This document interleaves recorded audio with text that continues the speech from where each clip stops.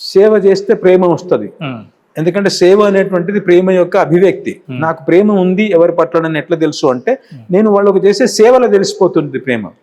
నేను నిన్ను ప్రేమిస్తున్నా అని చెప్పేసి వాడిని పట్టించుకోవట్లేదు అనుకోండి, దాన్ని ప్రేమ అన్నారు. ప్రేమ అంటే ఆటోమేటికలీ సేవ రూపంలోకి ఇదే అభివ్యక్తి అవుతుంది అనమాట. సో ఆయన ఆ 60 ఆవులను సేవ చేసే విధానము అంటే ఏదైతే మాకు బోధిస్తున్నాడు, ఒక చోట ప్రేమతత్వాన్ని బోధిస్తున్నాడు, ఆ ఆవులను సేవ చేసే విధానం చూసి నాకు చాలా ఆశ్చర్యం వేసేది అనమాట. సో నాకు ఇవన్నీ ఆవులను చూస్తేనే భయము. ఆ కొమ్ములను చూస్తే, ఎద్దులు ఇంత పెద్ద నార్త్ ఇండియాలో మీరు చూస్తుంటారు చాలా పెద్ద సైజులు ఉంటాయి, మన ఆవుల కన్నా డబుల్ సైజులో ఉంటాయి. వాటి దగ్గర పోవాలంటే నాకు భయం ఏది.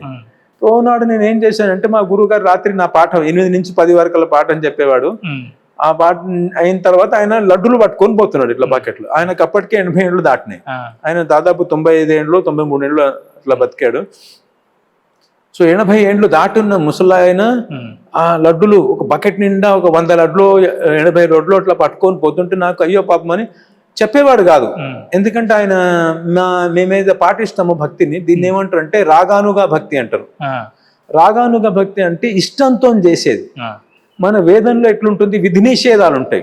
ఇలా ఆచమనం చేయాలి, ఇలా కూర్చోవాలి, ఇలా లేవాలి, మంత్రం ఇలా చదవాలి, ఈ టైంలో చదవాలి, అవునా, ఒకవేళ చేయకపోతే ఈ విధంగా ప్రాయశ్చిత్తం చేసుకోవాలనేది మొత్తానికి ఏంటిదంటే విధి నిషేధాత్మకంగా ఉంటుంది. వేదం అంటేనే విధి నిషేధాత్మకో వేద అని విధి నిషేధాలు ఉంటాయి. ఇలా చేయాలి, ఇలా చేయవద్దు, ఇది చేయాలి, ఇది చేయకూడదు.